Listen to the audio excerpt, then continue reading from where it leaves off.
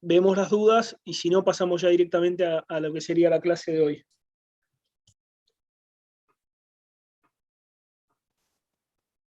Buenas.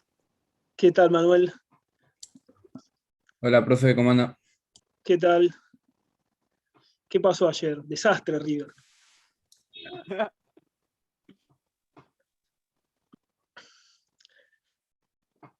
Bueno, no hay dudas entonces de lo que es asociaciones civiles, simples asociaciones y fundaciones.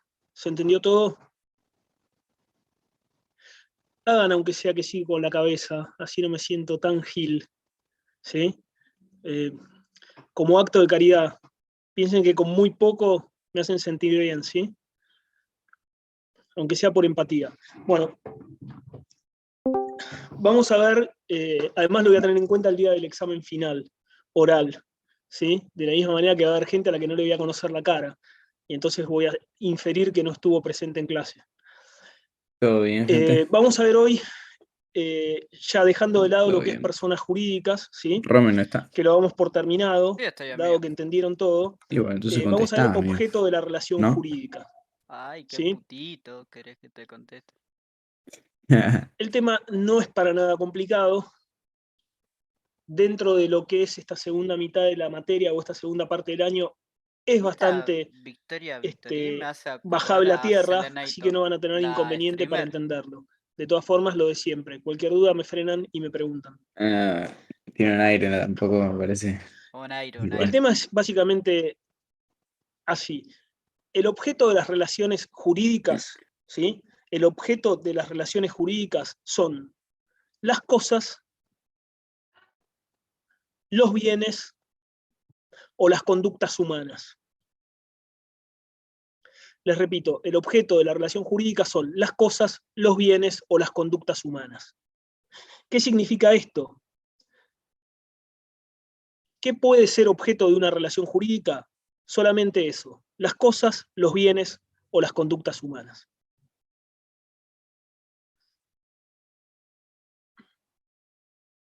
Piénsenlo de esta manera. Si yo celebro un contrato de compraventa por el cual adquiero un vehículo o por el cual compro un inmueble, ¿cuál sería el objeto de esa relación jurídica? Sería un bien, ¿sí? Para el adquirente sería el inmueble, para el vendedor, ¿qué sería?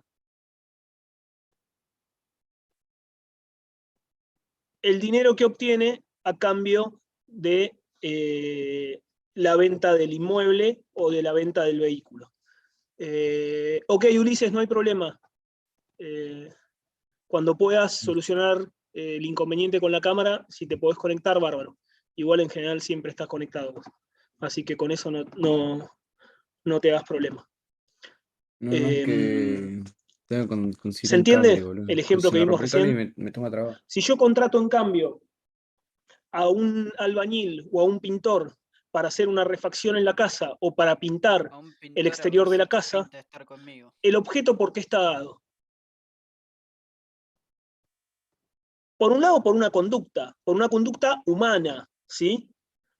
El acto de reparar un inmueble o el acto de pintar una pared.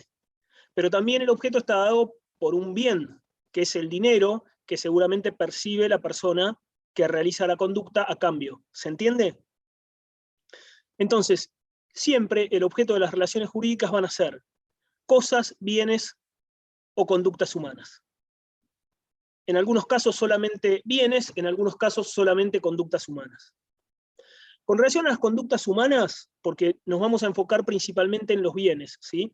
Pero con relación, o las cosas, que ahora vamos a ver cuál es la diferencia, o cuál es la supuesta diferencia que hay. Pero con relación a las conductas humanas, ustedes tienen que tener en cuenta lo siguiente. Para que una conducta humana pueda ser válidamente objeto de un negocio jurídico, objeto de una relación jurídica, para que una conducta humana pueda ser válidamente objeto de una relación jurídica, esa conducta humana tiene que ser lícita, tiene que ser posible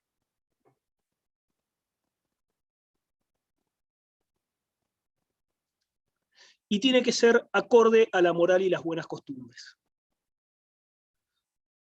¿Qué significa esto? ¿Cualquier conducta humana puede ser objeto de una relación jurídica? No. Perdón, pero me hice un café con leche porque me estaba quedando dormido. Solamente las conductas humanas podrán ser objeto de relación jurídica en la medida en que sean lícitas, posibles y contrarias y acordes, a la moral y las buenas costumbres. ¿Qué significa que sean lícitas? Que la conducta humana no puede ser contraria a la ley. Yo puedo contratar, como les dije antes, una persona para que pinte la casa de mi suegra. Sí, no estaría en mi sano juicio, pero lo puedo hacer. Porque pintar la casa de mi suegra es una conducta lícita, no es una conducta contraria a la ley, ¿sí?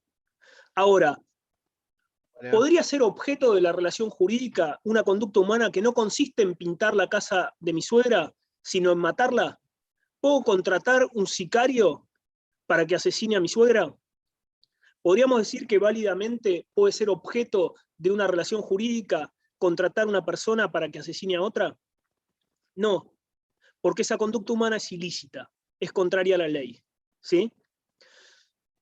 Cuando hablo de que sea posible, además, me refiero a que sea fácticamente posible. Yo puedo contratar a una persona para que me traslade en un vehículo de mi casa a cualquier destino turístico del país. Sí, puedo. Es posible, ¿sí? Es posible trasladarse en principio en auto de mi domicilio a un destino turístico. Ahora, ¿puedo contratar a una persona para que me traslade caminando a la luna? No. La conducta no solo debe ser acorde a la ley, sino que además tiene que ser posible. Posible desde lo fáctico, ¿se entiende? Y por último, la conducta tiene que ser acorde a la moral y las buenas costumbres. ¿Podría yo contratar a Nicole Neumann para que simule ser mi novia, para ir con ella a la fiesta de casamiento de un amigo?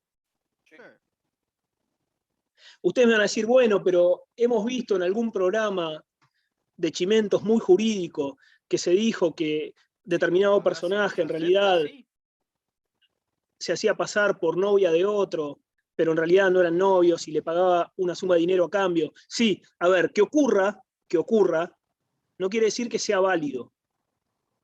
¿Qué les quiero decir con esto?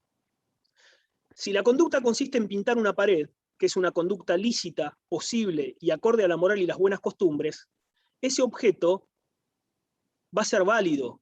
Entonces, si la persona no cumple con la pintura de la pared, yo le podré reclamar el cumplimiento de la obligación. Si la persona cumple y yo no le pago, me podrá reclamar que le pague por la conducta que desarrolló. Ahora, la conducta por la cual yo contrato una modelo para que simule ser mi novia, válidamente no puede ser objeto de un negocio jurídico, porque es contraria a la moral y las buenas costumbres. Por más que no sea ilícita, porque no es contraria a la ley, y por más que sea posible, es contraria a la moral y las buenas costumbres. Entonces, técnicamente no podría ser objeto de un negocio jurídico. Ese negocio jurídico, esa relación jurídica no tendría un objeto válido. ¿Se entiende? En lo que respecta a conductas humanas, me interesa solamente que sepan esto, que no cualquier conducta humana puede ser objeto de un negocio jurídico, que solamente aquellas que sean lícitas, posibles y acordes a la moral y las buenas costumbres. ¿Esto se entiende? Sí. Vamos a ver ahora el otro aspecto, que es en el que nos vamos a centrar toda la clase. Yo les dije que además de las conductas humanas podían ser objeto de las relaciones jurídicas, ¿qué cosa? Los bienes y las cosas, ¿sí? Pareciera entonces que el código diferencia bienes y cosas. Pareciera que para el código, bienes no es lo mismo que cosas. Esta distinción entre bienes por un lado y cosas por otro lado, como dos conceptos distintos, la pueden encontrar en los artículos 15 y 16 del nuevo código. Cuando hablo del nuevo código me refiero al Código Civil y Comercial de la Nación, no el Código Unificado. Boludo. Pareciera que el código, les repito, traza una distinción entre bienes y cosas, como si fueran conceptos distintos. Para los que lean Rivera o estudien por Rivera, van a ver que Rivera dice que esta distinción entre bienes y cosas es poco clara. Él no está de acuerdo con esta diferencia que traza el código. Y además dice que es muy poco clara la distinción que existe entre unos y otros. ¿A qué conclusión llego yo después de leer los artículos 15 y 16? A que efectivamente el código distingue bienes y cosas. ¿Y cómo podemos conceptualizar a cada uno de estos dos conceptos? Pareciera, según el código, después léanlo, a ver si ustedes llegan a la misma conclusión que yo, ¿sí? Pero pareciera que hay determinados bienes que son susceptibles de apreciación económica. Esos bienes que son susceptibles de apreciación económica, para el código se denominan cosas. ¿Sí? Yo extraigo, después de leer y analizar los artículos 15 y 16, que para el código hay determinados bienes que son susceptibles de apreciación económica. ¿Qué quiere decir esto? Que tienen valor económico, que tienen valor pecuniario. Para el código, esos bienes son los que se denominan estrictamente cosas. Por otro lado, pareciera que hay bienes que carecen de valor económico. Y es lo que, para el código, técnicamente se llamaría bienes, y no cosas.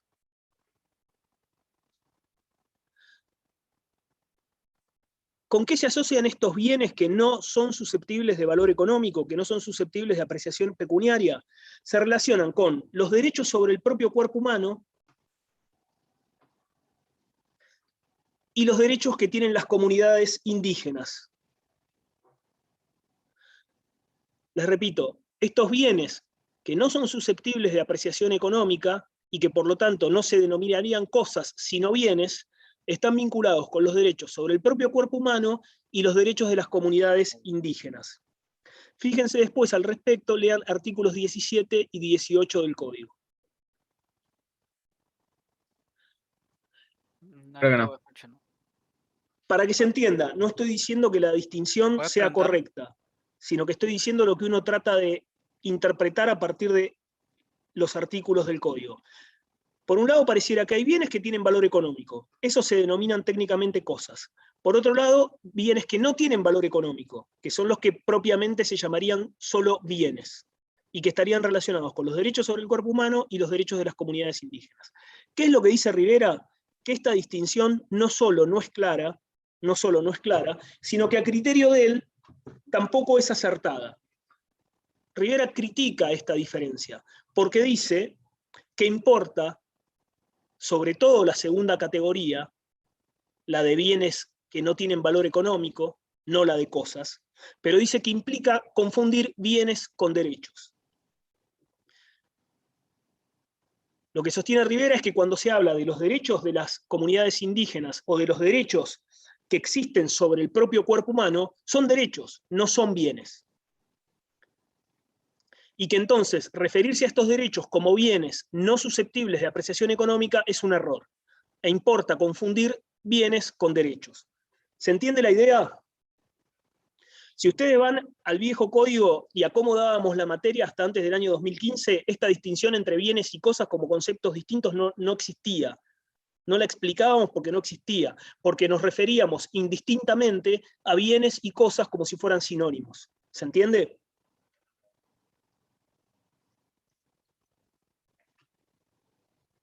¿Alguna duda hasta acá? Vamos a hablar de acá en más de las cosas, ¿sí? O sea que cuando me refiero ahora a cosas o a bienes, no me voy a estar refiriendo en el sentido técnico que recién yo les expliqué, sino que me voy a estar refiriendo generalmente a aquellos bienes o cosas que tienen valor pecuniario. ¿Se entiende la idea? Lo primero que vamos a ver es la clasificación de las cosas. ¿Cómo se clasifican las cosas? Existen 4 clasificaciones que son las más importantes, ¿sí? Por un lado, en primer lugar, la que todos deben conocer o deben imaginarse o escucharon nombrar alguna vez, es la que diferencia las cosas muebles de las cosas inmuebles. O pongan primero cosas inmuebles de cosas muebles. ¿Escucharon hablar alguna vez de cosas muebles y de cosas inmuebles? ¿Sí? ¿Se les ocurre medianamente qué es cada uno de este tipo de cosas? ¿Dónde encuadraría? ¿Sí? Vamos a empezar por las cosas inmuebles. Las cosas inmuebles son el suelo,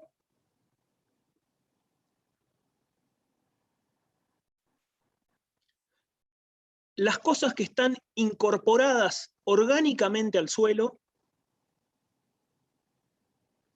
el suelo, las cosas que están incorporadas orgánicamente al suelo,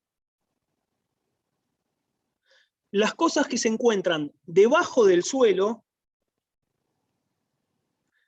sin el hecho del hombre, las cosas que se encuentran debajo del suelo, sin el hecho del hombre,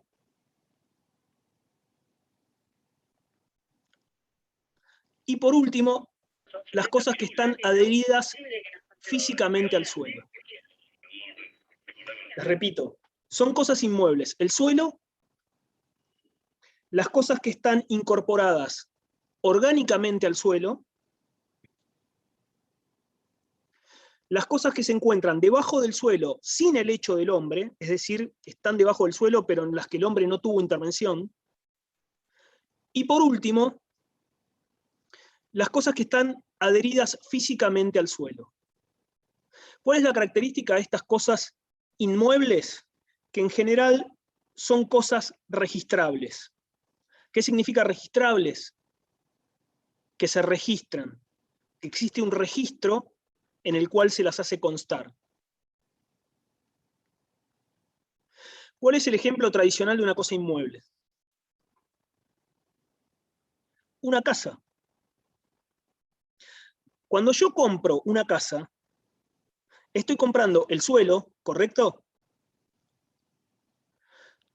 Estoy comprando la edificación que está adherida ¿cómo al suelo? Físicamente.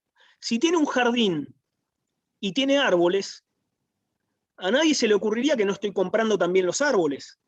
No puede venir el dueño y llevarse los árboles.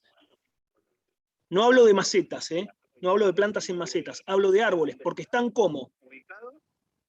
Adheridos orgánicamente. Adheridos orgánicamente. ¿Se entiende? Entonces la idea es que se jueguen 3 puntos dentro del mismo punto.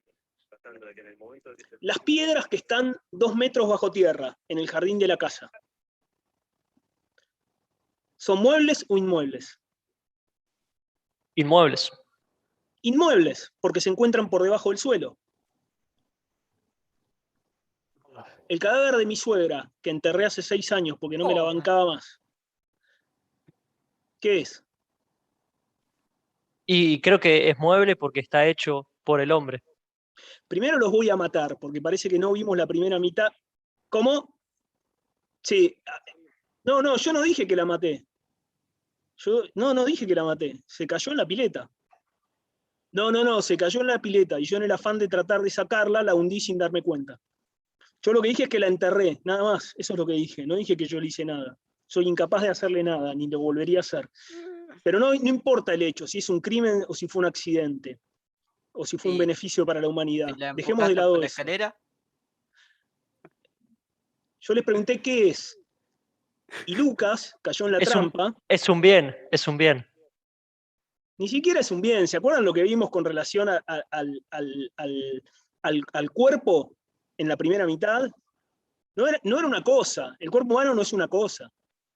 Pero bueno, cambiemos el ejemplo del cadáver de la suegra, que fue puesto a propósito para ver si pisaban el palito, y para que entiendan que la materia es un todo, y que todo se relaciona con todo, y que tienen que razonarla y pensarla íntegramente, ¿sí? No lo hice de jodido.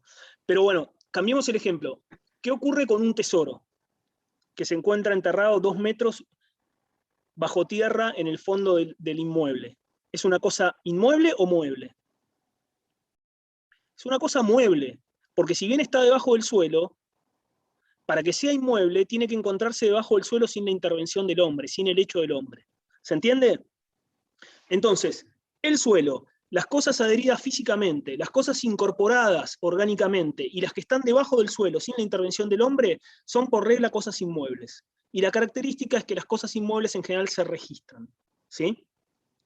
Fíjense que en el ámbito de la Ciudad de Buenos Aires tienen el registro de la propiedad inmueble, que es el que lleva justamente el registro de todos los inmuebles, de todas las casas, departamentos, ¿sí?, que existen en la ciudad. ¿Qué pasa con las cosas muebles? ¿Cómo las definimos? Las cosas muebles son aquellas que pueden trasladarse de un lugar a otro. ¿Y estás grabando vos la clase? Ya sea por fuerza externa o por sí mismas, ¿sí?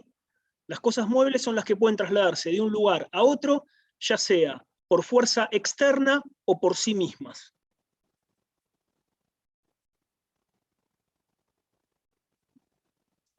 Se trata en principio de cosas no registrables. Por regla general son cosas no registrables. Esta taza que tengo acá en la mano es una cosa mueble, yo la puedo trasladar de un lugar a otro, y no hay un registro de tazas, ¿sí? Con la computadora que tengo acá pasa exactamente lo mismo, ¿sí? Ahora, hay algunas cosas muebles que, por excepción, son registrables. ¿Conocen alguna? ¿El registro de automotor? El registro del automotor es el registro donde se inscriben ¿qué cosa, Timoteo? Vehículos. Los vehículos. ¿Alguien compró un auto alguna vez? Bueno, cuando compren un auto, por favor, no se olviden de inscribirlo en el registro de la propiedad automotor. Y avisarme además por dónde van a circular, así trato de evitar pasar por esa zona para que me atropellen. Sobre todo Manuel. ¿Qué les quiero decir con esto? La regla es que las cosas muebles no se registran, pero hay excepciones. Hay determinadas cosas muebles que se registran. Los vehículos automotores son un ejemplo. La maquinaria agrícola también se registra. ¿Qué otra cosa se registra? Mueble. Hay determinadas embarcaciones que se registran, ¿sí? A partir de determinada eslora hay barcos a motor o a vela que son registrables. Existe el registro especial de yates, ¿sí? Entonces, lo que yo les digo es la regla. Por regla las cosas muebles no se registran, pero excepcionalmente hay cosas muebles que sí tienen su registro, ¿sí? Yo les dije que se trata de cosas que pueden trasladarse de un lugar a otro por sí o por fuerza externa. ¿Qué significa esto?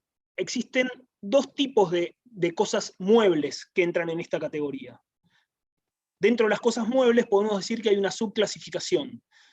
Están aquellas que se llaman semovientes, con S, semovientes. ¿Qué sería un ejemplo de semoviente? El ganado. El ganado es un semoviente.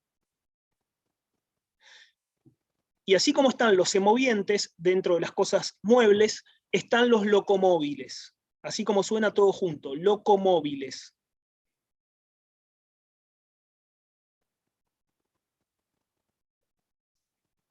¿Qué sería una cosa mueble locomóvil? Un automotor, un automóvil.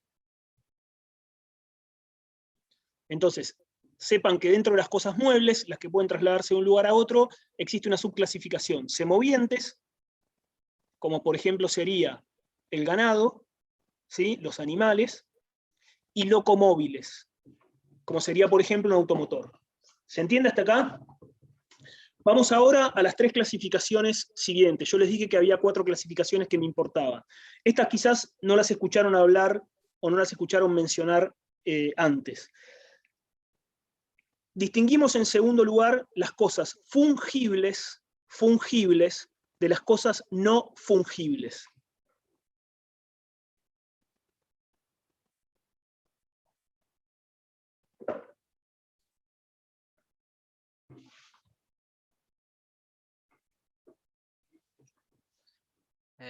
Las cosas son fungibles cuando un individuo de una especie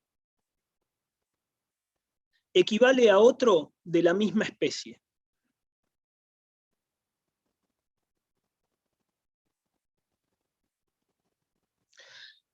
les repito, las cosas son fungibles cuando un individuo de una especie equivale a otro de la misma especie. De manera tal que pueden sustituirse,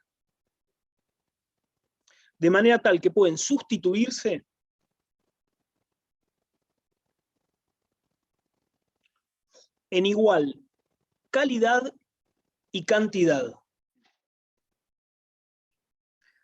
Les repito, son cosas fungibles aquellas en las que un individuo de una especie equivale a otro de la misma especie, de manera tal que pueden sustituirse en igual calidad y cantidad. En cambio, las no fungibles son justamente lo contrario. Ni lo copien, pongan lo contrario. ¿Qué quiere decir esto? Aquellas en las que un individuo de una especie no equivale a otro de la misma especie y por lo tanto no se las pueden sustituir. ¿Cuál sería un ejemplo de cosa fungible?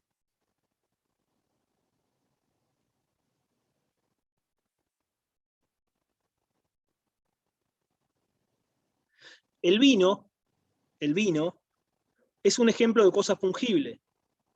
Si yo tengo 2 botellas de vino de la misma marca y de la misma cosecha, en la medida en que sean de igual cantidad y calidad, o sea, las 2 tienen la misma calidad y las 2 la misma cantidad, las 2 son de 1 litro cada botella, ¿las puedo sustituir? Sí. ¿Una equivale a la otra? Sí.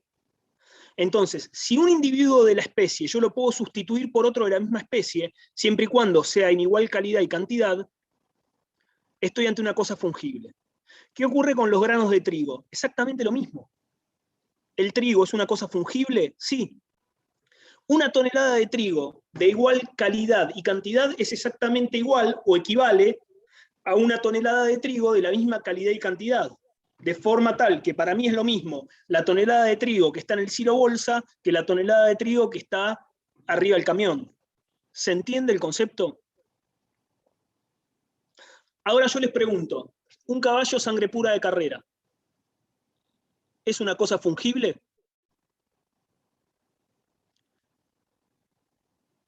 ¿Un cuadro original de Picasso es una cosa fungible?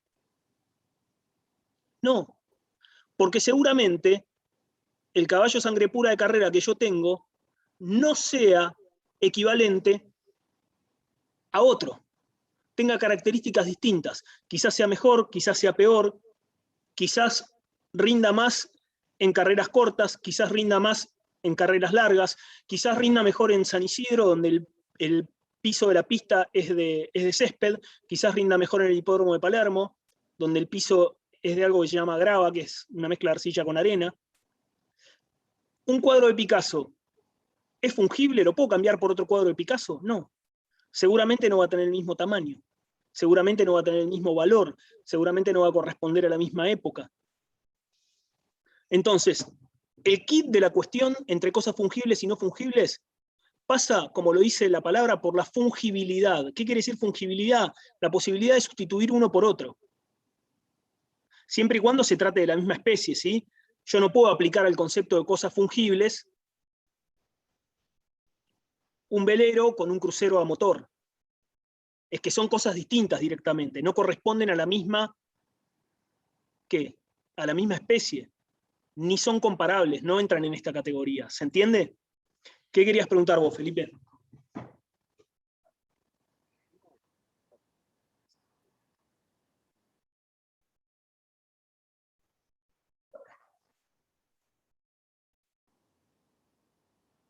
Exacto, exacto. Cuando yo les dije que hay 4 clasificaciones, es porque respectivamente se excluyen entre ellas. ¿Qué quiere decir? Si es mueble, nunca puede ser inmueble. Si es fungible, nunca puede ser fungible. Ahora, como bien decís vos, una cosa puede ser un bien mueble, ¿sí? Y ser fungible. O ser mueble y no fungible. Y lo mismo va a pasar con las 2 categorías que vamos a analizar ahora en adelante. ¿Se entiende lo que preguntaba Felipe y la respuesta mía o no? La tercera clasificación es la que distingue, y esta es bastante fácil, entre cosas consumibles y no consumibles. Es bastante fácil si tienen la definición, porque en principio parece que si no todo es consumible, todo se consume, ¿sí? Porque nada es eterno. ¿Se entiende? Excepto el amor por sus respectivas novias, novios, novies, pero el resto, aclárenlo porque van a tener un problema cuando le reciten la clase de Derecho Civil y van a decir, voy a generar yo una separación y no es mi idea, ¿sí? Pero pareciera que en principio todo se consume, ¿sí? Pareciera que en principio todo es finito, ¿sí? Bueno, con esto no tiene que ver la definición de cosas consumibles y no consumibles, porque si no todo sería consumible. ¿Cuáles son las cosas consumibles? Aquellas que se agotan, aquellas que se extinguen con el primer uso. Les repito, las cosas consumibles son aquellas que se agotan o que se extinguen con el primer uso. En cambio, las cosas no consumibles son aquellas que subsisten a ese primer uso, por más que después se terminen deteriorando o extinguiendo. Las cosas consumibles son las que se extinguen con el primer uso. Las no consumibles, aquellas que no se agotan con ese primer uso, por más que después se terminen deteriorando o extinguiendo. ¿Sí?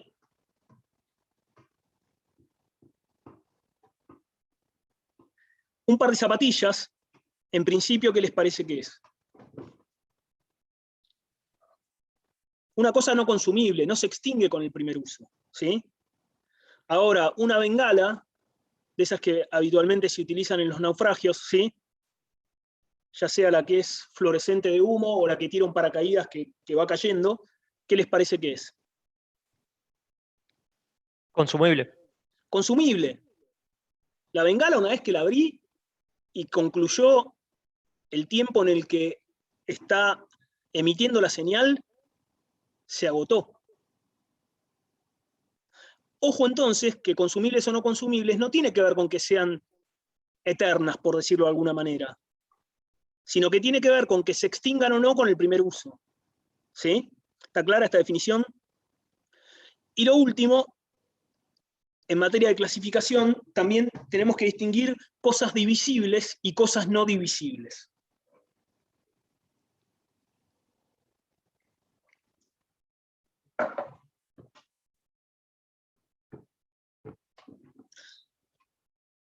Las cosas divisibles son aquellas que, como el nombre lo indica, pueden dividirse sin destruirse,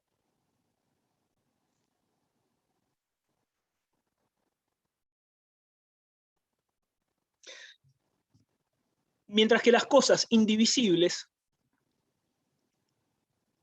son aquellas que, aunque pueden físicamente o materialmente dividirse, eso genera su destrucción.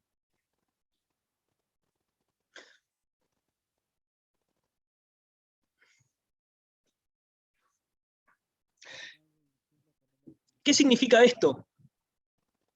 Que la distinción entre divisibles y divisibles no pasa por la posibilidad de dividirlas desde lo material, porque prácticamente todo se puede dividir, hasta una persona, por más que no es una cosa, la puedo dividir si quiero. La distinción entre divisibles o no divisibles tiene que ver con las consecuencias que produce la división. Si la división de la cosa la destruye, es indivisible. Si la división de la cosa no provoca su destrucción, la cosa es divisible. Un televisor, ¿qué les parece que es? Indivisible. Es indivisible. ¿Yo lo puedo partir al medio con una sierra? Sí. Ahora lo destruyo. El dinero...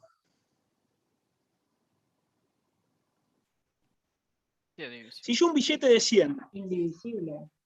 Si yo un billete de... No, si yo el billete de 100, ¿sí? O si quieren ponerlo de otra manera, los 50 centavos de dólar que vale el billete de 100. Si yo el billete de 100 lo divido en 10 billetes de 10, conserva su valor, se destruye, no hablo de partirlo al medio. Sí, conserva su valor. Es divisible. Es divisible. Si yo la botella de vino la abro y el vino lo divido en 4 copas iguales, ¿se destruyó la cosa, el vino? No. Entonces, divisible o indivisible va a estar dado en función de la posibilidad de que partido, dividido, no necesariamente desde lo físico, se destruya o no la cosa. ¿Está claro hasta acá? ¿Están seguros que quieren seguir estudiando esto? ¿Sí? La UCA no tiene, pero creo que alguna universidad debe tener carrera de influencer. En una de esas es más redituable. Piénsenlo. Diseñador de cejas, comunicador de medios, representante de futbolistas. Bueno, yo se los avisé, háganse cargo. Establecidas estas 4 clasificaciones de las cosas, vamos a ver que al margen de esto, las cosas también las podemos clasificar en relación con las personas. Entonces hay una clasificación de las cosas en relación con las personas. Esta clasificación surge del Código Civil y Comercial. Y el Código Civil y Comercial clasifica las cosas en relación con las personas en 3 tipos distintos de cosas. Es decir, de acuerdo a las personas, las cosas se pueden clasificar en 3 grupos. Cuando hablo de acuerdo a las personas, me refiero principalmente de acuerdo al sujeto que es titular de la cosa. ¿Sí? Por un lado, tenemos los denominados bienes de dominio público. Los bienes de dominio público están mencionados en el artículo 235 del Código.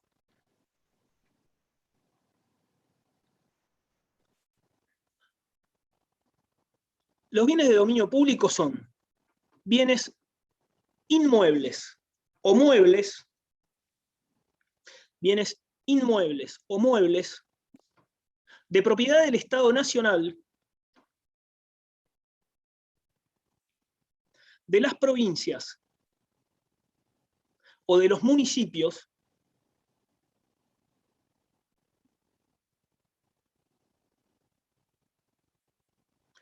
que están destinados a satisfacer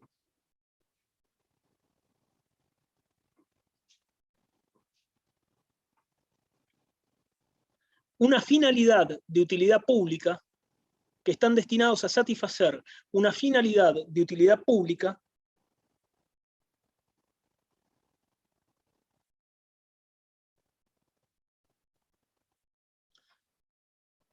o al uso general y gratuito de los particulares.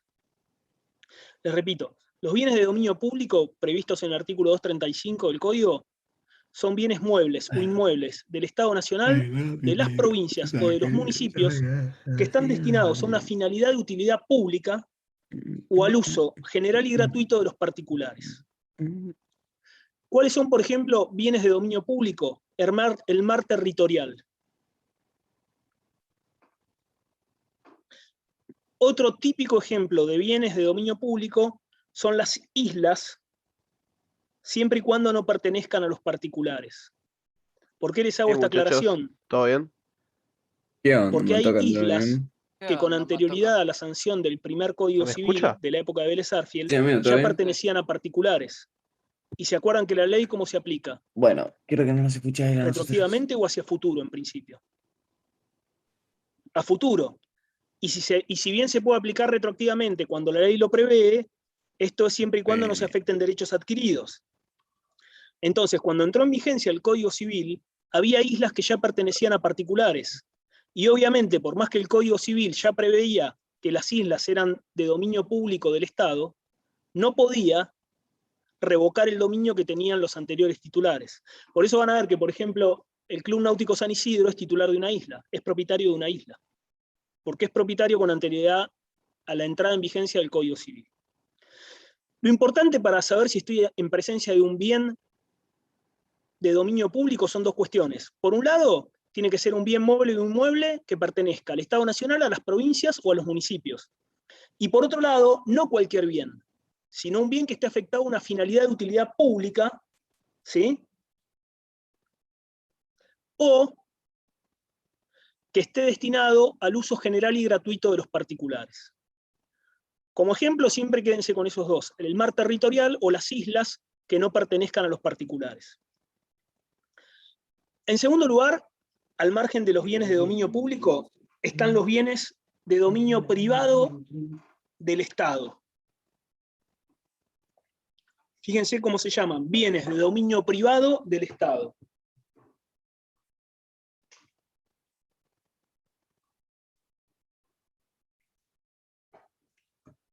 Los bienes de dominio privado del Estado están enumerados en el artículo 236 del Código. Básicamente son tres. Hay tres bienes que se consideran de dominio privado del Estado. Por un lado, las minas de oro y plata.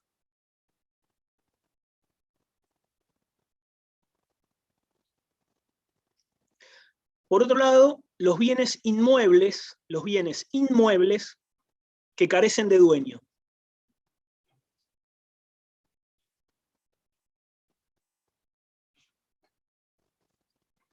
Las minas de oro y plata, los bienes inmuebles que carecen de dueño, y por último, los bienes muebles cuyo dueño se desconoce. Los bienes muebles cuyo dueño se desconoce.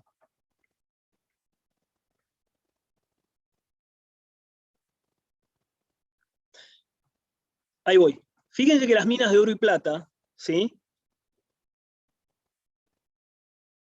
no pueden encuadrar en la categoría de bienes de dominio público, por más que pertenezcan al Estado Nacional o al Estado Provincial, porque no están en principio destinadas a satisfacer una necesidad de utilidad pública o una finalidad de utilidad pública, como podría ser, por ejemplo, un puente que conecta dos provincias, y porque además no están destinadas al uso gratuito y general de los particulares. Si yo quiero entrar a una mina de plata, no puedo entrar, por más que sea del Estado. Entonces es siempre importante tener en cuenta que para saber si estoy en presencia de un bien de dominio público, se tienen que dar los dos requisitos que antes le dije. No solo bien mueble o inmueble de titularidad del Estado Nacional, provincial o municipal, sino que además esté afectado a cumplir una finalidad de utilidad pública o al uso general y gratuito de los particulares. En cuanto a los bienes de dominio privado del Estado, son esos: minas de oro y plata, bienes inmuebles que carecen de dueño, que no tienen dueño, y bienes muebles cuyo dueño se desconoce. ¿Qué querías preguntar, Felipe?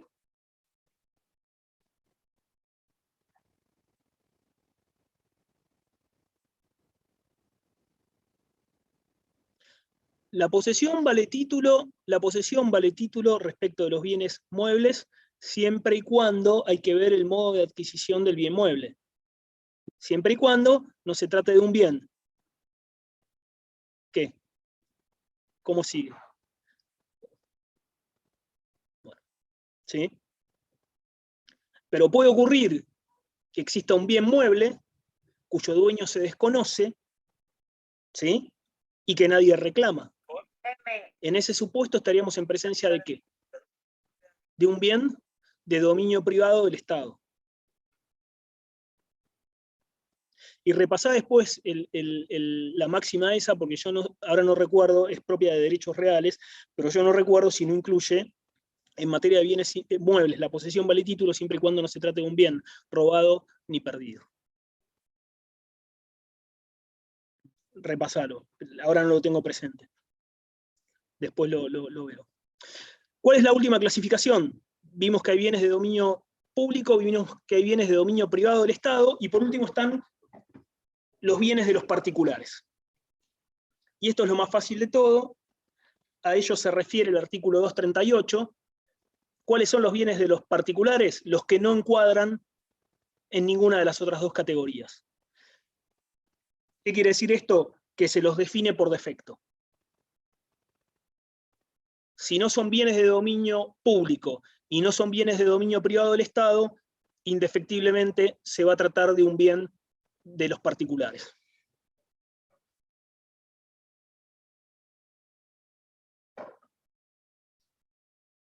¿Se entiende hasta acá? un embole, ¿no?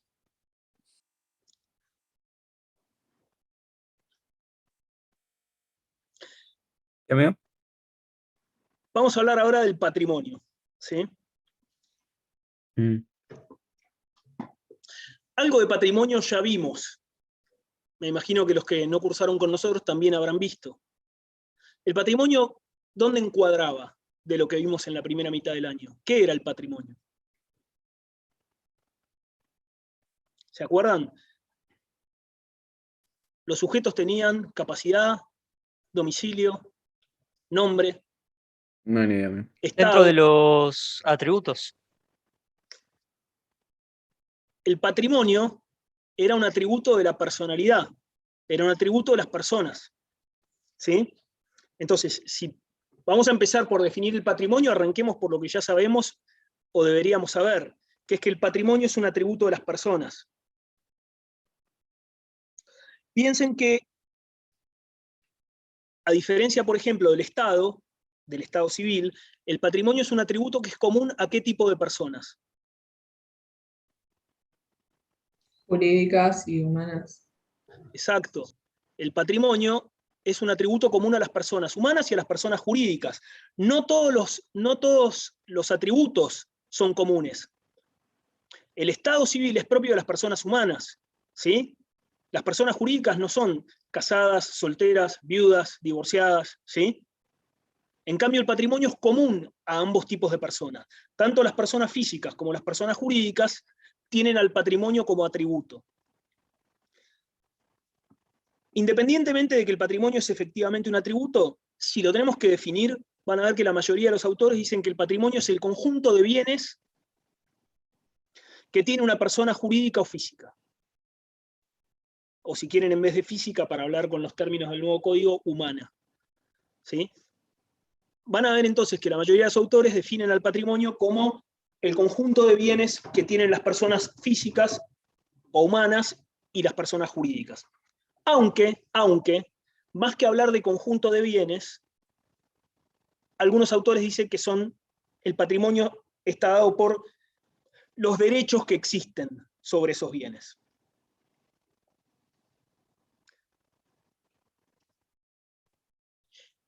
Esto no lo copien, pero para que entiendan por qué algunos autores hablan de derechos. ¿Se acuerdan que los atributos eran comunes a todas las personas? Yo no me podía imaginar, no podía concebir a una persona sin un atributo, porque importaba negarle el rol de persona. Entonces habíamos visto que podía ocurrir, o alguien me decía, bueno, Rodrigo, pero ¿qué pasa con el tipo que vive en la plaza en situación de total indigencia, que no tiene absolutamente nada? ¿Cuál es su patrimonio? Ese tipo no tiene patrimonio, entonces no es persona, porque hay un atributo de la personalidad que le falta. Y no sé si se acuerdan que yo les dije, aunque más no sea los harapos que tienen puesto encima, ese es su patrimonio. Y si llegado el caso vamos a la hipótesis máxima o más extrema de que el tipo esté desnudo, el patrimonio está constituido por el derecho y la posibilidad de generarse esos bienes. Por eso que algunos autores, cuando hablan del patrimonio, prefieren no hablar de conjunto de bienes, sino hablar de derechos sobre esos posibles bienes o sobre esos bienes en concreto. ¿Se entiende? Quédense con esto. El patrimonio como atributo de la personalidad,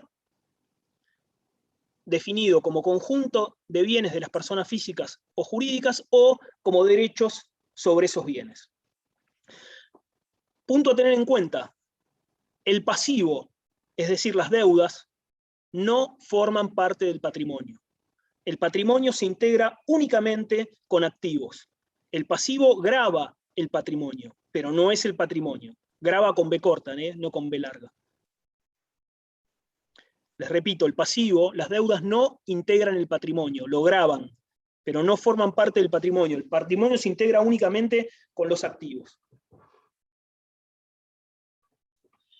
Si hablamos entonces más que de patrimonio como conjunto de bienes, como conjunto de derechos, podemos decir que hay tres clases de derechos patrimoniales. Existen tres tipos de derechos patrimoniales. Por un lado, los derechos reales.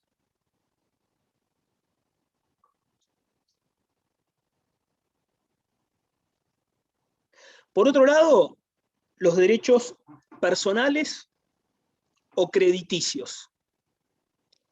Derechos reales por un lado, derechos personales o crediticios por otro, y finalmente los derechos intelectuales. Ahora les explico cada uno de estos tipos de derechos patrimoniales que no tienen ninguna complejidad. Los derechos reales son aquellos en virtud de los cuales una cosa queda sometida al poder de una persona. Les repito, los derechos reales son aquellos en virtud del cual una cosa queda sometida al poder de una persona.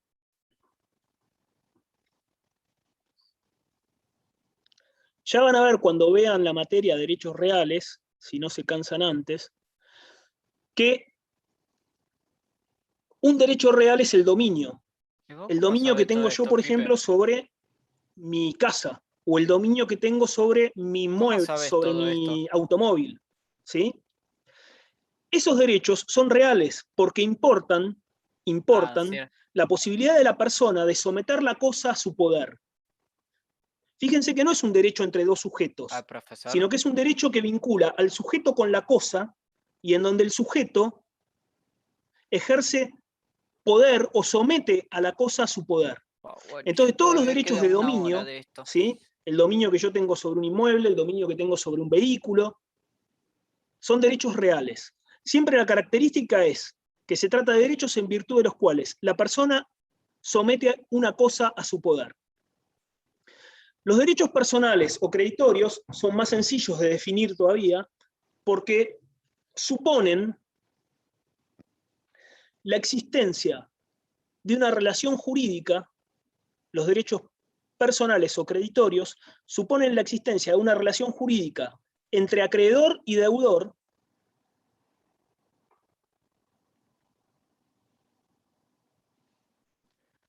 en donde el primero le puede exigir al segundo una conducta o prestación.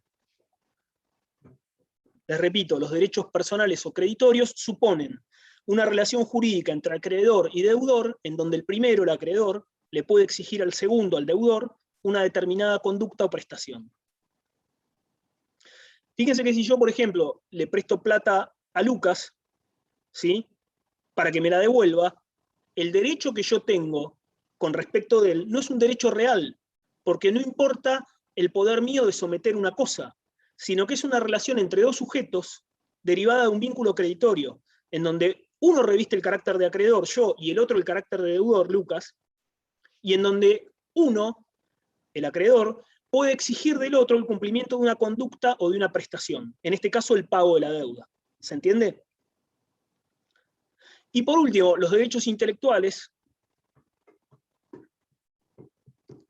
son aquellos que tiene el autor o creador, son aquellos que tiene el autor o el creador de un intelecto. Ahora les explico qué sería un intelecto, ¿sí?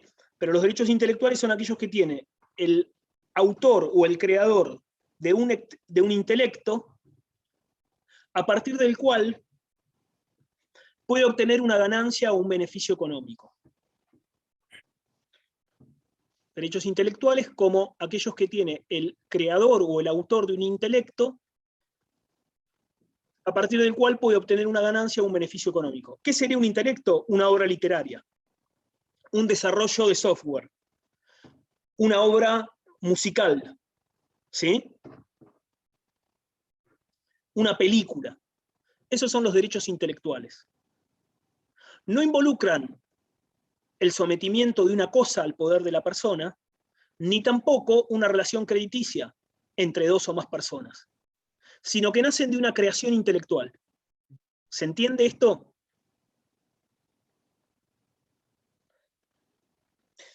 Vamos a ver una cuestión más con patrimonio. No sé si yo hablé de esto la primera mitad del año, o si lo vieron los que cursaron otra materia. ¿Escucharon hablar alguna vez de que el patrimonio es la garantía o prenda común de los acreedores? ¿No? Bueno, lo que les voy a explicar ahora es qué función cumple el patrimonio. Porque es muy lindo hablar de conjunto de bienes, es muy lindo decir que los derechos patrimoniales se clasifican en reales, creditorios e intelectuales, pero ¿por qué?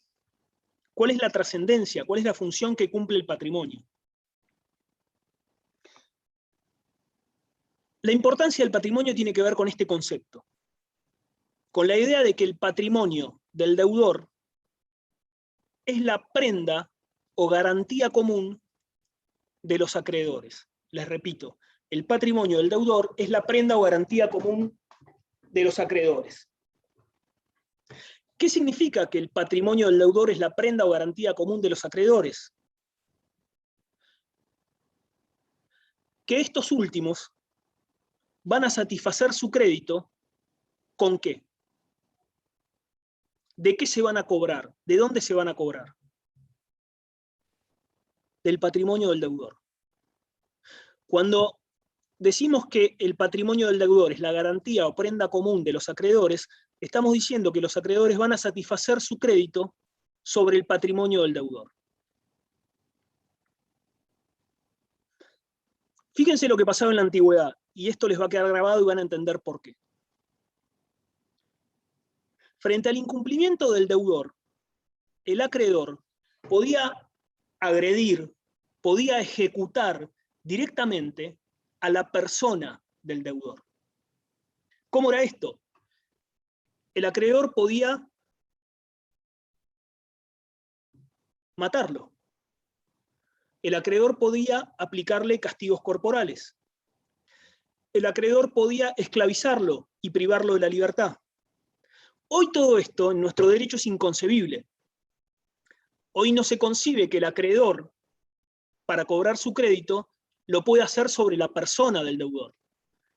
Es impensado que le quite la vida, es impensado que el derecho admita que lo esclavice, o que el derecho admita que le aplique castigos corporales. De hecho, la pena de muerte, los castigos corporales y la esclavitud están expresamente vedadas en la Constitución Nacional.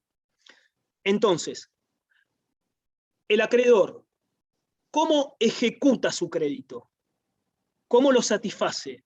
No sobre la persona del deudor, sino sobre su patrimonio. Ejecutando, agrediendo el patrimonio. Ejecutando, agrediendo los bienes. ¿Se entiende esta idea? ¿Alguno no la entiende? Piensen siempre en este ejemplo que yo les digo de la antigüedad, de cómo el acreedor podía quitarle la vida, esclavizar o aplicarle castigos corporales al deudor. Entonces, ese paradigma de que el acreedor cobraba, si se quiere, o percibía su crédito o ejecutaba a la persona del deudor, cambia y termina mutando en la ejecución sobre los bienes, no sobre la persona. ¿Sí? Partiendo entonces de la base de que el patrimonio es garantía común o prenda común de los acreedores, el patrimonio del deudor, que si quieren, para que vean que no es un invento, sino que está expresamente receptado en el código, lean los artículos 242 y 743. Tanto en el artículo 242 como en el artículo 743 van a encontrar definido este concepto, mientras Marina se nos duerme. ¿Quién es Marina? Sí, Lucas. Profesor, eso que decías Nada, profesor, de... no, dale, no es serio, ya arrancamos mal. Doctor. Peor. No soy médico, ni hice el doctorado, ni creo que lo haga. ¿Y cómo digo? Rodrigo. Y si siempre me dicen Rodrigo, y si querés decirme Carlos, ya que ahora estoy con el usuario. Dale. No, te quería preguntar, eso que hablabas de la antigüedad... Además, perdóname, doctor, te quería preguntar, o sea, no me cierra. Dale, ¿qué querías preguntar? No, que eso de que hablabas de la antigüedad es lo que se conocía como ponerle la mano, ¿no? Lo de esclavizarlo. Sí, insisto. Si el acreedor no cumplía si el deudor no cumplía la obligación, el acreedor tenía un amplio margen de agresión. Podía esclavizarlo, podía quitarle la vida, o dependiendo cada cultura, ¿no? O podía aplicarle castigos corporales. ¿Sí? Quizás es anecdótico el tema, pero no se lo van a olvidar si lo piensan de esa forma. Y van a entender cómo cambia el paradigma, ¿sí? En el derecho romano se habla de eso. Sí, en el derecho romano, en donde hay que tener en cuenta, como bien decís vos, Francisco, que había distintos, esto no lo copien, pero que había distintos tipos de ciudadanos. Entonces había ciudadanos que, o mejor dicho, distintos tipos de Estado. ¿Te acordás que estaba el status libertatis, ¿sí? El status civitatis? No todos eran hombres libres, no todos eran ciudadanos de Roma. Entonces, efectivamente, había determinados sujetos que no gozaban del estado de libertad, o que no gozaban de los derechos propios de los ciudadanos, algo que hoy, digamos, es inconcebible, ¿sí? Está fantástico lo que vimos hasta ahora, y es muy lindo decir que el patrimonio es la prenda o garantía común de los acreedores, es decir, que los acreedores se van a cobrar sobre el patrimonio del deudor. Ahora, ¿cómo hacemos efectiva esta garantía? A través de lo que se llaman, y que son 4 que vamos a ver ahora, medidas para hacer efectiva la garantía común. ¿Cuáles son las medidas que tiene el acreedor para hacer efectiva la garantía común? Existen básicamente, si quieren pónganle como título, porque creo que así figura en el programa, medidas para hacer efectiva la garantía común. Cuando hablamos de estas medidas para hacer efectiva la garantía común, hablamos de qué medidas prevé el ordenamiento jurídico para que el acreedor, que obviamente no puede ejecutar el cuerpo, la persona del deudor, sino sus bienes, qué medidas tiene para poder hacer efectiva esta garantía, para poder concretar esta garantía. Justamente para que el acreedor ¿Puedes repetir pueda... eso, por favor? Sí, Porque- sí, igual si se refieren a mí como doctor o profesor, prefiero porque me parece que es una falta de respeto. Bueno. Parezco político, ¿no? ¿Qué medidas, a ver, si quieren ponerle de título, medidas para hacer efectiva la garantía común? Cuando hablamos de medidas para hacer efectiva la garantía común, me refiero a qué medidas prevé el ordenamiento jurídico para que el acreedor pueda efectivamente satisfacer su crédito sobre los bienes del deudor. Vamos a hablar de 4 tipos de medidas que tiene el acreedor para hacer efectiva, o sea, para percibir efectivamente su crédito sobre los bienes del deudor. Dado que no puede agredir a su persona, ¿sí? Y debe dirigirse contra el patrimonio del deudor exclusivamente, ¿qué medidas el ordenamiento jurídico le reconoce al acreedor para poder hacer efectivo ese crédito, para poder percibir ese crédito? ¿Sí? Para que efectivamente el patrimonio del otro sea su garantía común. ¿Se entiende, Marina? Son 4 las medidas, y seguramente alguna la van a conocer o les va a sonar. La Las revienta. primeras son las que se llaman medidas precautorias. Algunos también las llaman medidas cautelares. Medidas precautorias o cautelares. Las medidas precautorias o cautelares tienen por finalidad asegurar el cumplimiento de una condena futura. Les repito, las medidas cautelares o precautorias tienen por finalidad asegurar el cumplimiento de una condena futura o de una sentencia futura. ¿Condena contra quién? Contra el deudor, ¿sí? Las medidas cautelares o precautorias tienen por objeto asegurar el cumplimiento de una condena futura o de una sentencia futura contra el deudor mediante la individualización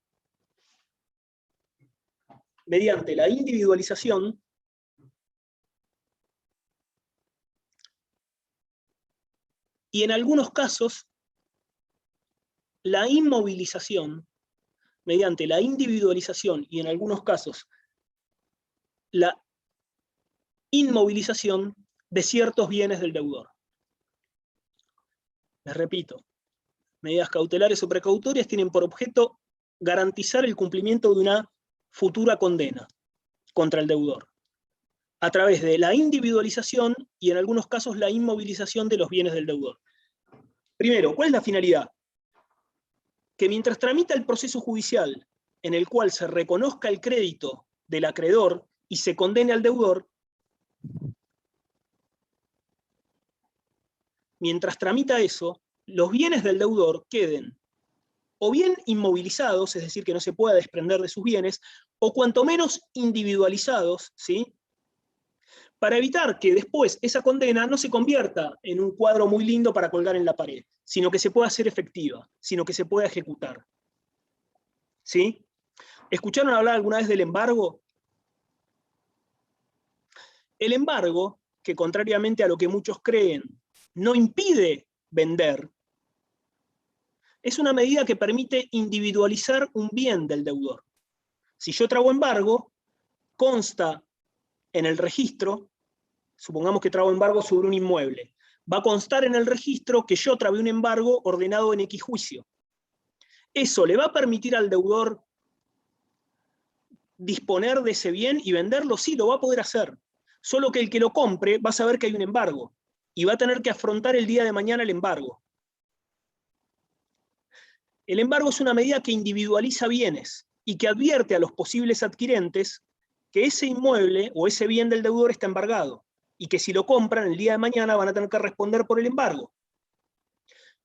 Otra medida es la inhibición general de bienes. No sé si escucharon hablar, la inhibición general de bienes. La inhibición general de bienes se traba cuando yo no conozco los bienes del deudor. Y esa inhibición general de bienes sí impide que cualquier bien que tenga el deudor o que ingrese a su patrimonio no salga. Mediante la inhibición general de bienes, el deudor sí no puede desprenderse de sus bienes. Entonces ya no es una medida de individualización, sino que es una medida de inmovilización. ¿Sí? Después van a encontrar otras medidas, como por ejemplo la anotación de litis. La anotación de litis consiste en anotar en el registro que un determinado bien está afectado a una litis, a un juicio. ¿Sí? Y también tienen, por ejemplo, después la prohibición de innovar, que es una medida cautelar que impide modificar el estado de hecho o de derecho de una cosa. No la podré vender si es una prohibición de derecho, o no podré, por ejemplo, en un inmueble hacer modificaciones o reformas si es una prohibición de hecho. Innovar quiere decir cambiar el estado de algo. Entonces, quédense con este concepto. Tanto el embargo como la inhibición general de bienes, como la prohibición de innovar o la anotación de litis, son medidas cautelares o precautorias. ¿Cuál es la finalidad?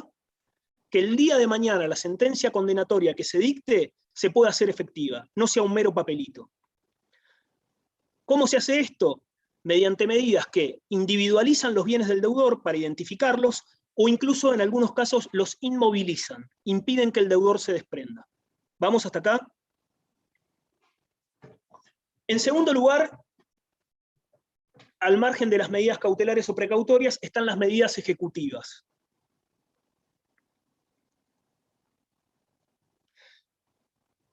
Las medidas ejecutivas son directamente las que están destinadas a agredir el patrimonio del deudor.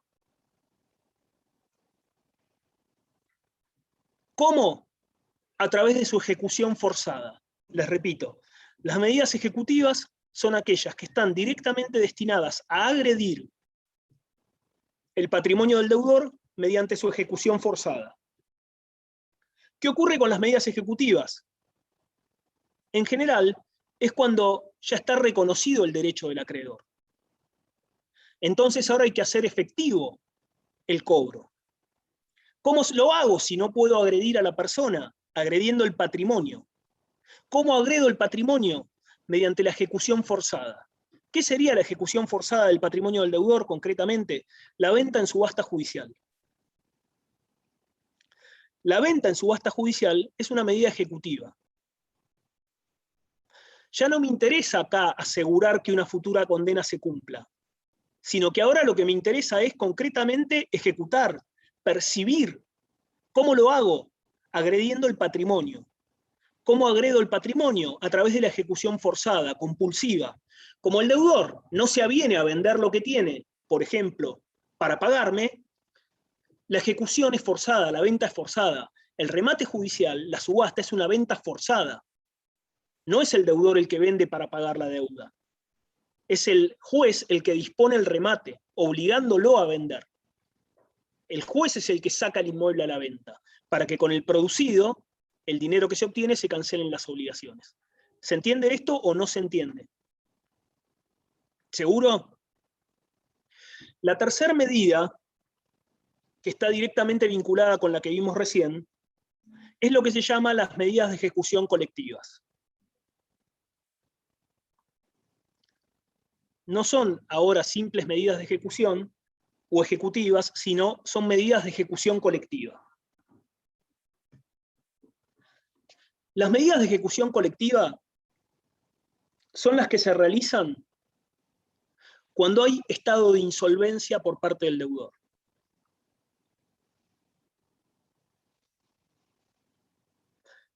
¿Qué significa que el deudor está en estado de insolvencia? Que el pasivo supera al activo. Eso es el estado de insolvencia. Que el pasivo supera al activo.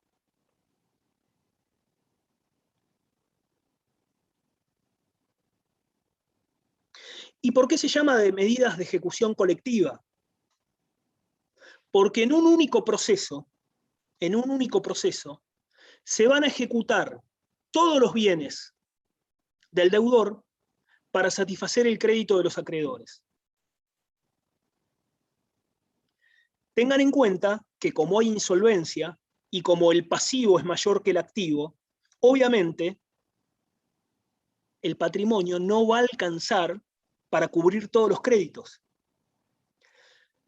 Se llaman entonces medidas de ejecución colectiva porque todos los acreedores concurren en un mismo proceso a percibir sus créditos sobre un patrimonio que ¿cómo es para cubrir los créditos? ¿Suficiente o insuficiente? Insuficiente. Insuficiente. Entonces, en las medidas de ejecución colectiva, las características les repito, el pasivo supera al activo, no alcanza para cubrir todas las deudas. Entonces, todos los acreedores concurren a un mismo proceso para ejecutar los bienes del deudor que no alcanzan, que son insuficientes. En principio, los acreedores concurren en un pie de igualdades, es decir, que se van a dividir a prorrata lo que se obtenga. Después vamos a ver que hay casos especiales en donde hay, esto no me interesa que lo sepan ahora, pero hay casos especiales en los que hay acreedores privilegiados, que son aquellos que tienen derecho a cobrar todo su crédito primero y el resto se distribuye entre los demás, que son los que no tienen privilegio, ¿sí? Pero por regla general, las medidas de ejecución colectiva se dan cuando hay insolvencia, cuando el pasivo supera al activo, no alcanza para cubrir todas las obligaciones, y todos los acreedores concurren en un mismo proceso a ejecutar un patrimonio insuficiente. En principio en un pie de igualdades. Después habrá algunos que tendrán privilegio y que cobrarán todo. Pero en principio, en pie de igualdades. ¿Cuál es el ejemplo típico del proceso de ejecución colectiva? La quiebra, que es del derecho comercial. ¿Sí? Es un procedimiento del derecho comercial, la quiebra. Cuando el deudor es declarado en quiebra, es porque su patrimonio no alcanza para cubrir todas las deudas, está en estado de insolvencia. Y todos los acreedores concurren a la quiebra a ejecutar, a rematar los bienes, para cobrarse sobre un patrimonio que es insuficiente. ¿Se entiende esto? Las últimas, y las que por ahí cuesta un poquito más entender, pero me parece que no vamos a tener problema, son las denominadas medidas integrativas. Medidas integrativas.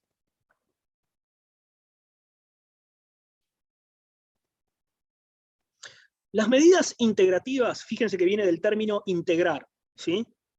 Las medidas integrativas están dirigidas a recomponer el patrimonio del deudor. Les repito, las medidas integrativas están dirigidas a recomponer el patrimonio del deudor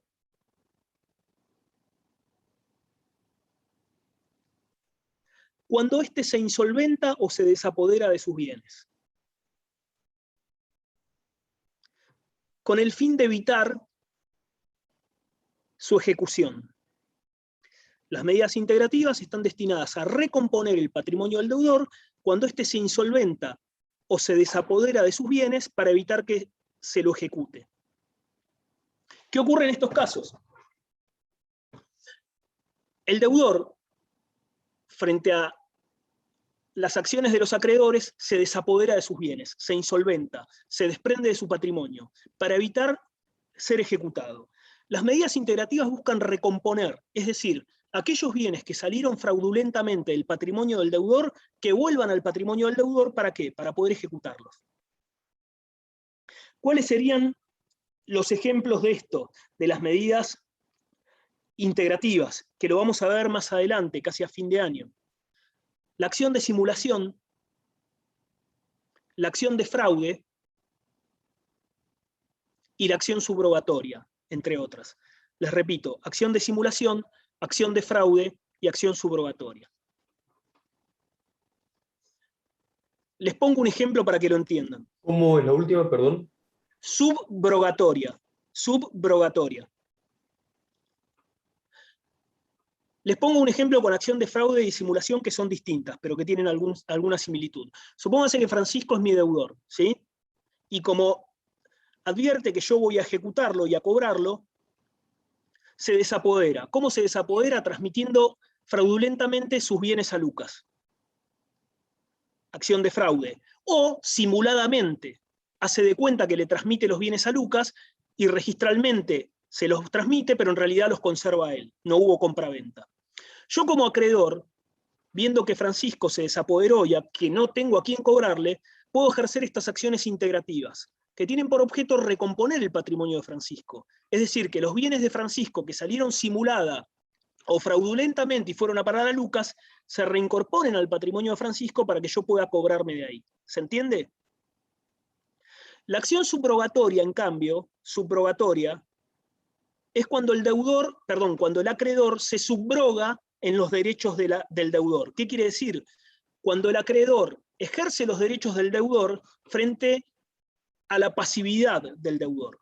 Por ejemplo, Francisco es mi deudor, ¿sí? Y no se desprende de bienes, pero por ejemplo, tiene un crédito que no quiere cobrar, porque sabe que si cobra ese crédito, entra a su patrimonio y yo lo ejecuto. O Francisco es mi deudor y no tiene bienes, pero no inicia la sucesión de los padres, porque sabe que si inicia la sucesión de los padres, ingresa a su patrimonio los bienes de sus padres, y entonces yo se los ejecuto. ¿Se entiende? ¿En qué consiste la acción subrogatoria? En que yo como acreedor, frente a la inactividad de Francisco, me subrogo. Y si Francisco tiene un crédito que no activa, reclamo ese crédito por él para que entre a su patrimonio, o inicio el juicio sucesorio de sus padres por él para que esos bienes ingresen a su patrimonio y después poder cobrarme. ¿Se entiende el concepto? ¿Seguro o más o menos? ¿Timoteo? No, nada. Ok. Lo que les quiero decir es que son siempre medidas integrativas, medidas de integración, medidas para recomponer el patrimonio o para suplir la inactividad del deudor. ¿Se comprende esto? Lo último, y con esto dejamos. Yo les dije que el patrimonio era la garantía común de los acreedores. Yo les dije que era la prenda común de los acreedores. Que en principio el acreedor se cobra sobre el patrimonio del deudor. Ahora, este principio no es absoluto. Existen excepciones. ¿Qué quiere decir que existen excepciones? Básicamente significa que el acreedor no se puede cobrar sobre cualquier bien del deudor. Hay determinados bienes que están excluidos de la garantía común. No. El acreedor no se puede cobrar sobre cualquier bien del deudor. Hay determinados bienes que están excluidos de la garantía del deudor. Me alegro mucho. Hay determinados bienes que el acreedor, perdón, que están excluidos de la garantía del acreedor. Hay determinados bienes que, por más que son del deudor, el acreedor no los puede ejecutar. El acreedor no los puede agredir. Les pongo algunos ejemplos. Los sueldos y salarios de una persona únicamente pueden embargarse y ejecutarse hasta el 20%. Entonces, por más que Francisco sea mi deudor, yo no le voy a poder trabar embargo y ejecutar lo que cobra en concepto de sueldos y salarios más allá del 20%. Existe un ámbito de ese activo que yo no puedo agredir. ¿Sí? Les pongo otro ejemplo. Esto surge de un decreto, ¿sí? No es que lo inventé yo, ni mucho menos. Surge del decreto 484/87. Después, si quieren, búsquenlo. Para los que se incorporaron ahora a la clase y no cursaron conmigo, ¿saben cómo buscar leyes y cómo buscar normas y decretos con meridiana certeza y sin ir a parar a cualquier página que les mande fruta? Les pregunto a los que no cursaron conmigo. Sí. ¿Sí? En ¿Dónde taller buscan? de escritura nos enseñaron. Bueno, yo les recomiendo, ¿y qué les dijeron? ¿Dónde buscan? En Thomson ¿En Thomson Reuters. Reuters? Sí. Bueno, Thomson Reuters es una editorial y es muy buena, pero yo recomiendo la fuente pública, ¿sí? Que es del Congreso, www.infoleg.gov.ar, ¿sí? www.infoleg.gov.ar. Supongo que la mayoría ya lo sabía porque no están ni copiando. Así que ahí tienen normas actualizadas. Incluso cuando ustedes ponen una ley, les pone texto actual, ¿sí? Y pueden ver cuál es el texto actual y las modificaciones que tuvo una ley o un decreto, ¿sí? Al margen entonces de los salarios que no pueden ser agredidos completamente por los acreedores y que hay un límite o excepción, fíjense después en el artículo 244 y siguientes del Código, el régimen de protección de la vivienda. Es lo que antes se llamaba en el viejo Código bien de familia.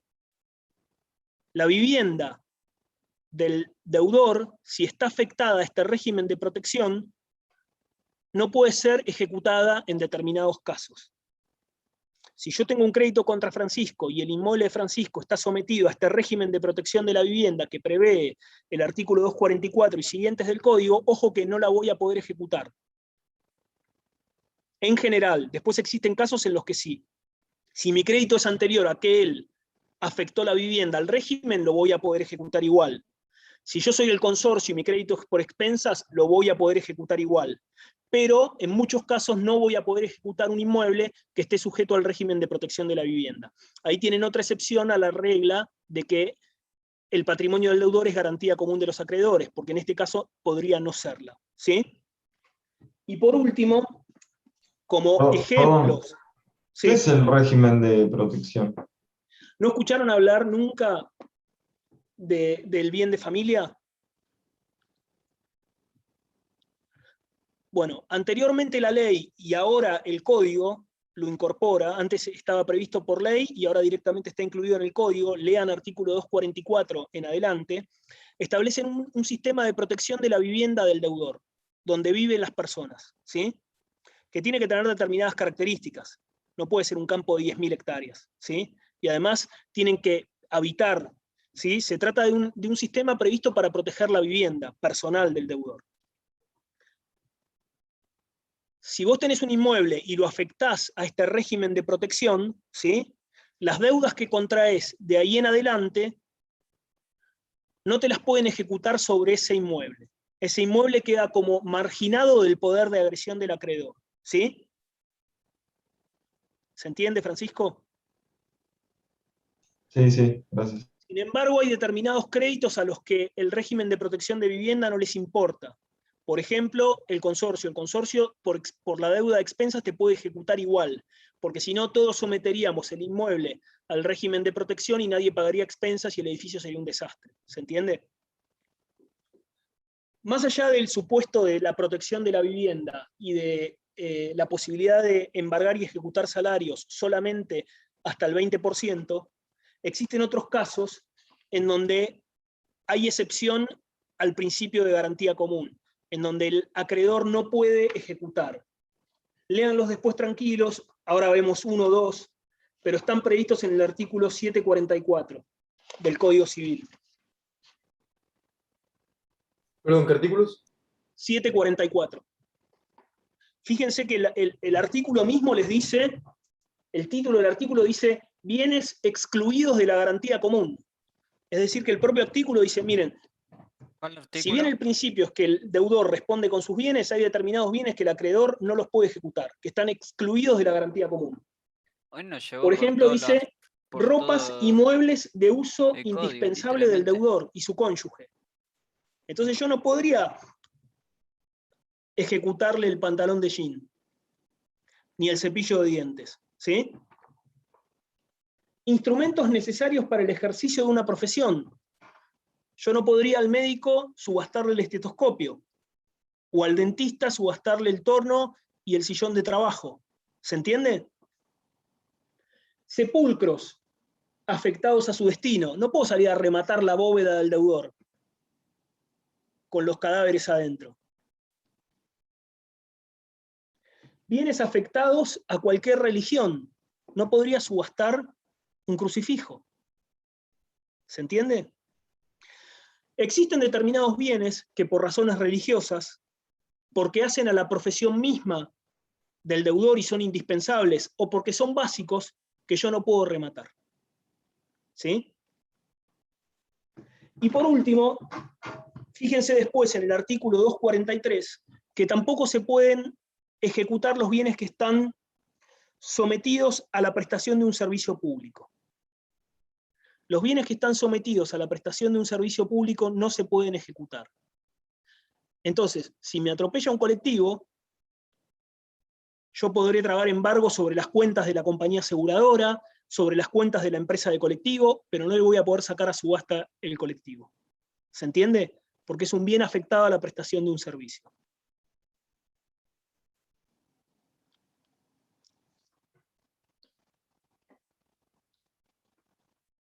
Después queda a criterio de la inteligencia de cada uno de ustedes cómo logran que el deudor cumpla. Yo tengo un amigo que cuando recién empezábamos a estudiar abogacía trabajaba en un estudio bastante grande y fue a embargar bienes muebles a la casa de un deudor. Fue con el oficial de justicia, porque te acompaña un empleado del Poder Judicial que es el oficial de justicia que traba embargo. Cuando llegó a la casa no había absolutamente nada, no había un televisor, no había nada, y la deuda era grande. Y prácticamente no había nada, y no podía embargar las almohadas, la cama, el sillón, no tenía ni sentido siquiera.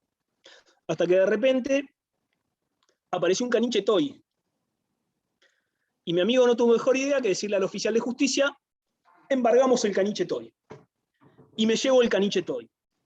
Alto revuelo se armó cuando el caniche toy, que no me acuerdo cómo se llamaba, resultó que era la mascota de la hija del deudor. Y que el caniche toy no, que el caniche toy sí, que dame la correa, que me llevo el alimento balanceado, la nena se puso a llorar y milagrosamente apareció la plata. Y el caniche toy se quedó viviendo con la familia. Entonces, usen métodos disuasivos para lograr que cumplan, sabiendo que a veces es difícil. Y que no todo se puede embargar, ¿sí? También piensen que hay un grado de razonabilidad en todo esto. A nadie se le ocurriría embargar un crucifijo.